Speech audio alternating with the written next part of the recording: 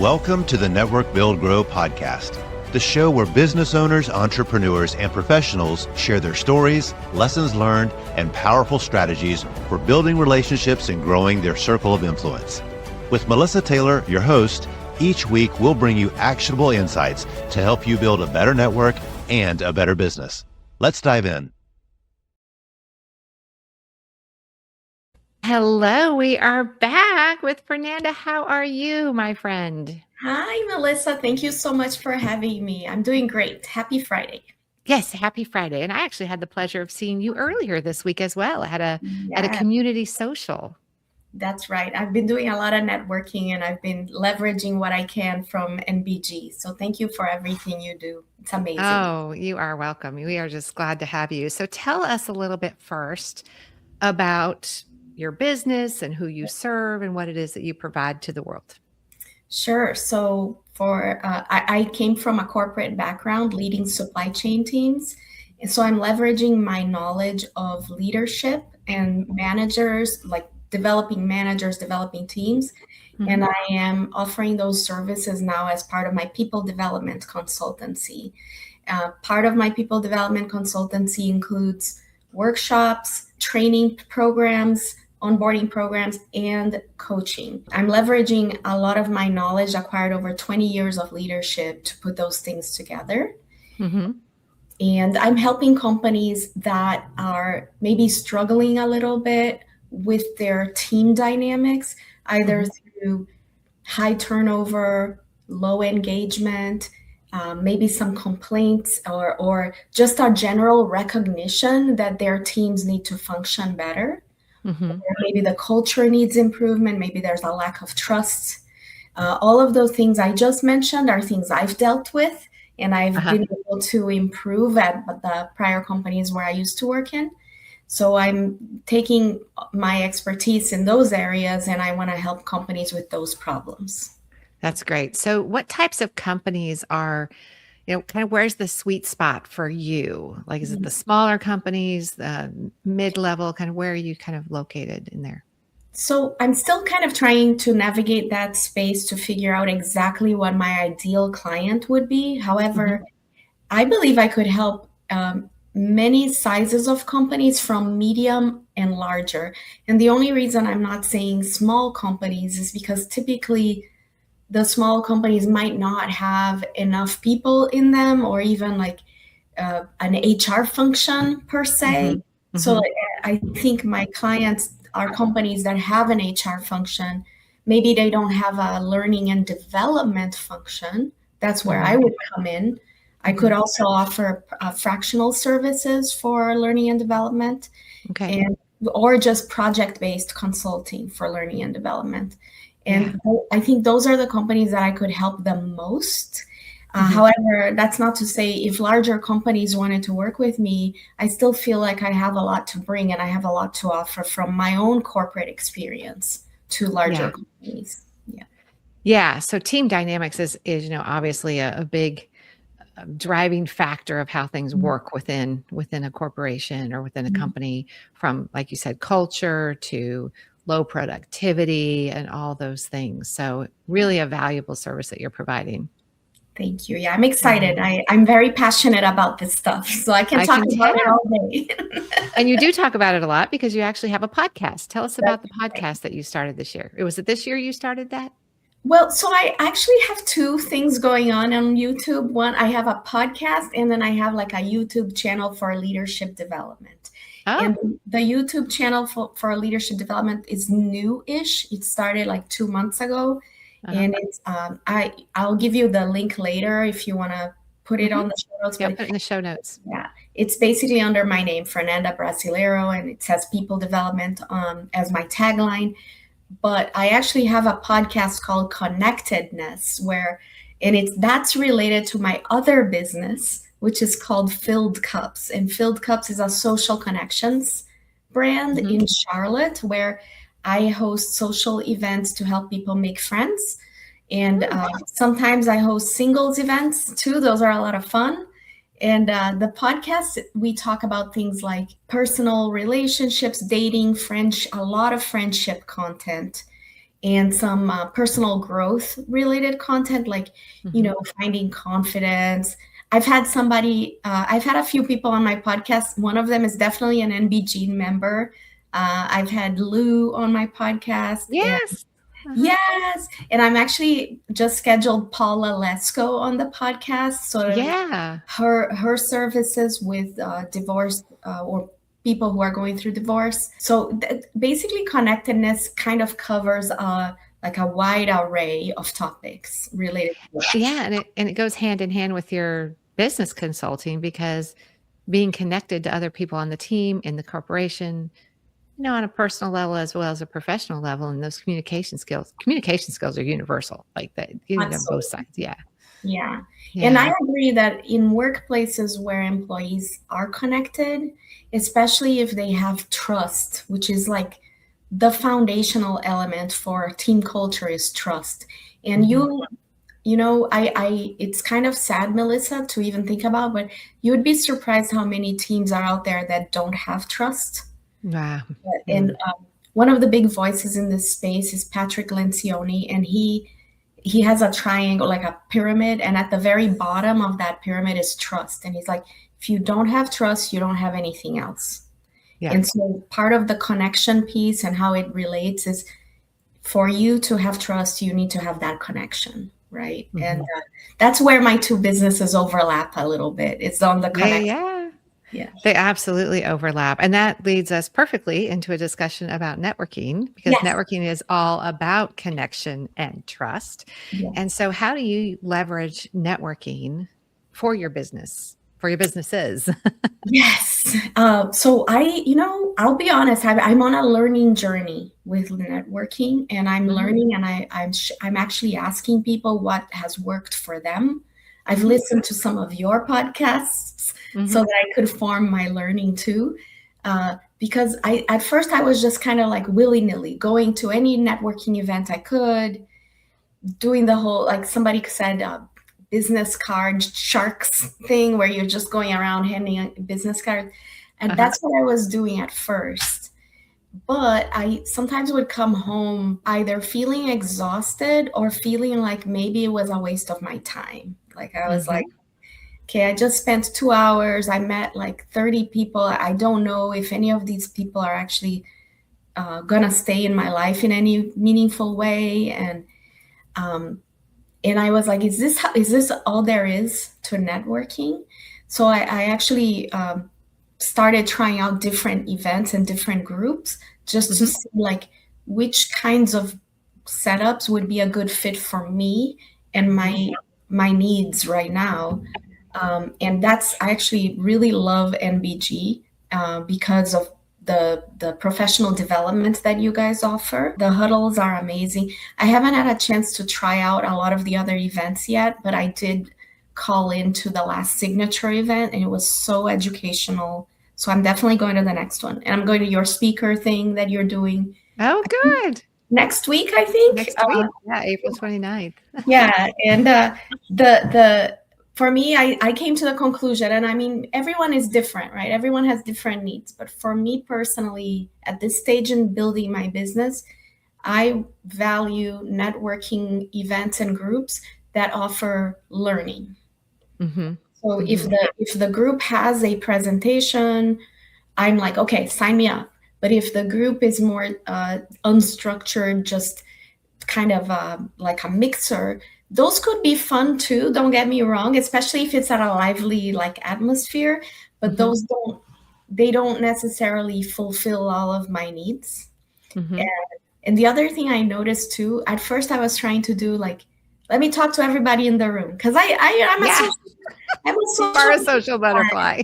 I love talking to everybody. But then I was like, well, but it feels kind of goes against my principle of connecting with people. And I'm like, so I decided to just let that go, like relax and get deep in conversations with people, even if it meant that in a group of 30, I only talked to 2 or 3. That's okay. I think I'm okay with that at this point. Yeah. So you've gone from the quantity to the quality. Yeah, exactly. Yeah. And you definitely make, like you said, much better connections that will last. and be Mhm. more fruitful. That's how I'm feeling right now for sure. Like, Mhm. and it's okay. Like I can, if it takes me longer to make more connections, that's okay. Yeah. 'Cause- Yeah, because the trust will be there.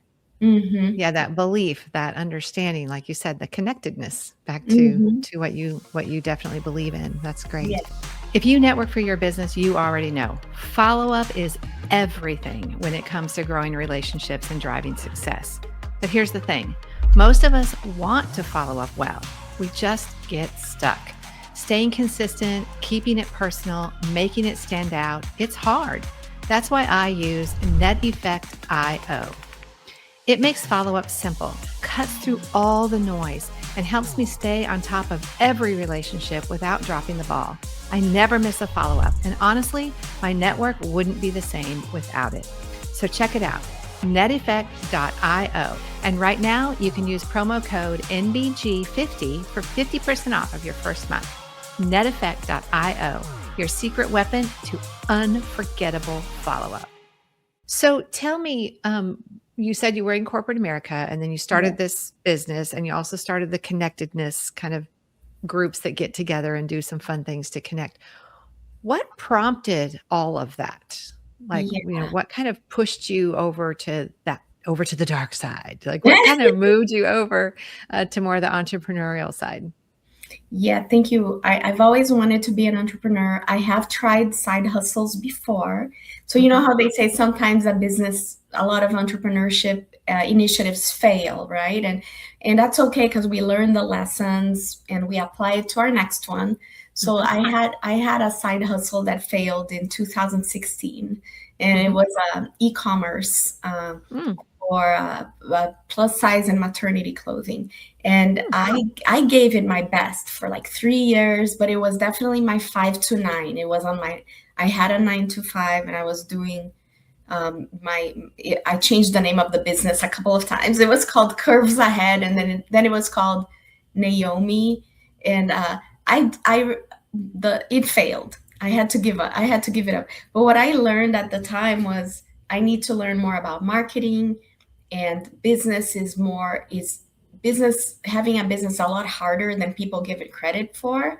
Mhm. You have to wear a lot of hats, you have to learn a lot of things, you have to manage your time. So that was one lesson. So then I continued in corporate, and I was doing okay. I had a pretty good career. You could say I had a very successful career in supply chain planning leadership. Um, what I think it got to a point where I wanted something more meaningful, and Mhm. I wanted to create something for myself and for others that I could add value in a different way, instead of being they call it FTEs, right? Full-time employees of companies. Like, instead of being an FTE, I want to be more of a thought partner, an advisor, somebody who can come to a company and help them get better, and Mhm. then say, bye, let's see you next year or whatever, or see you next quarter, and Go help the next one. go help the next one. Yeah, that's kind of Mhm. the vision I set up for myself with the people development consultancy.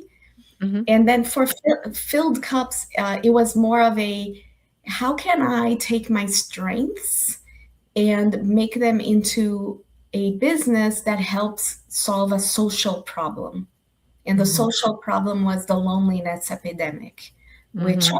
a lot of people know about or talk about. It's still kind of, I think the report from the Surgeon General came out 12 years ago, but we're still talking about the loneliness epidemic. And it only got worse with the rise of social media and remote work.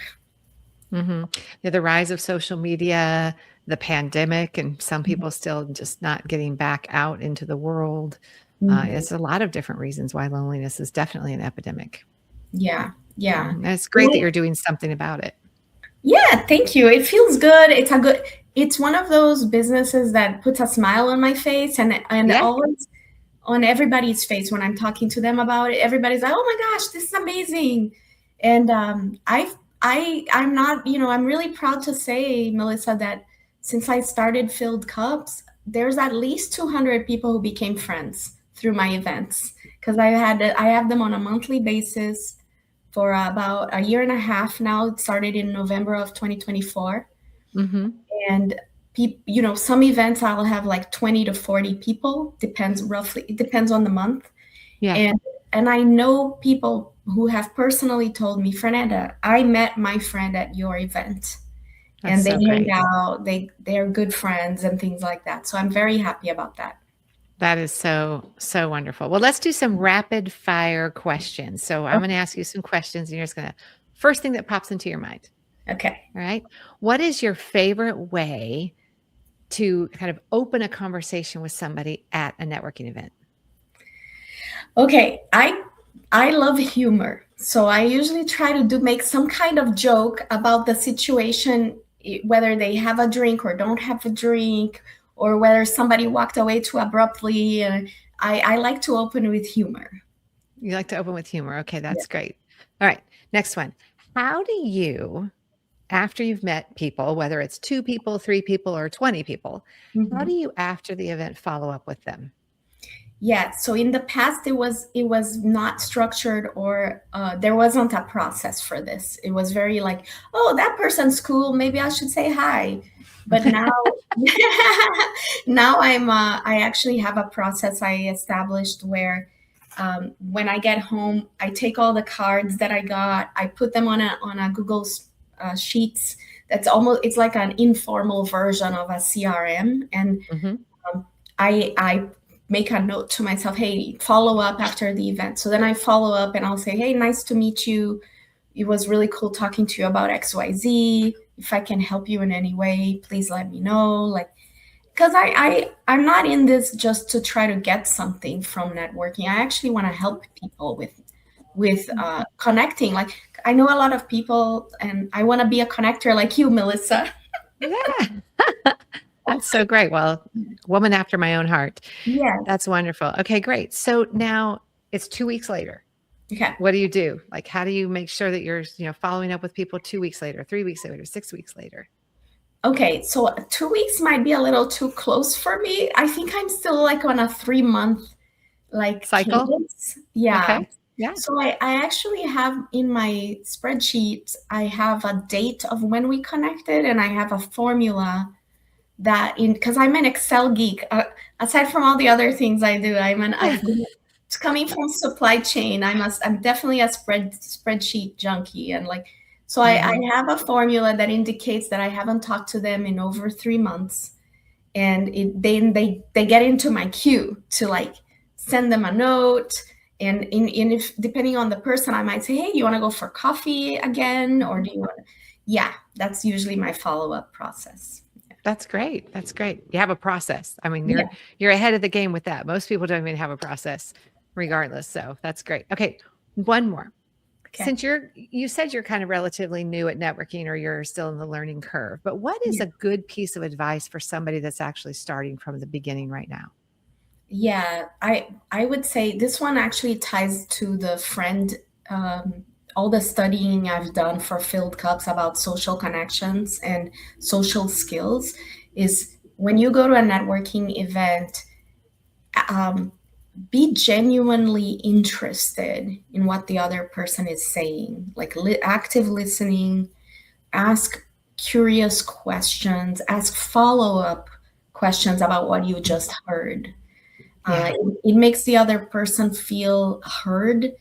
It enables that connection, and it's not like, because I have seen the opposite where we're in a social event and you are talking to somebody, or a networking event.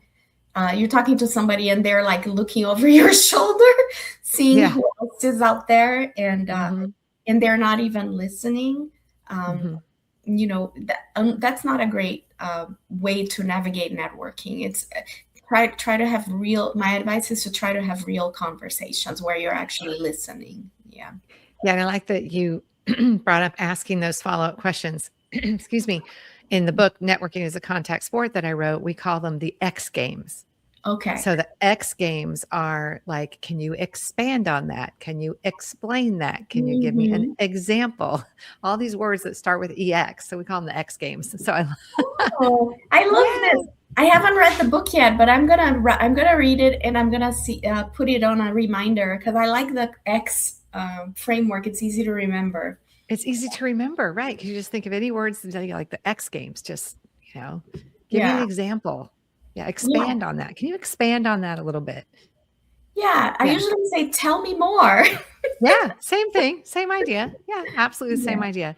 Well, this has been a great conversation. We are so thrilled that you are part of Network Build Grow. We love when people come into the group that have that heart for connecting with other people on a human, social basis as well as a professional basis. So thanks for being with us today. Thank you. Thank you so much, Melissa. Have a great weekend, and thanks everybody. You too. Thanks for tuning into this episode of the Network Build Grow podcast. If you enjoyed today's conversation, be sure to subscribe, leave a review, and share it with a fellow entrepreneur or professional.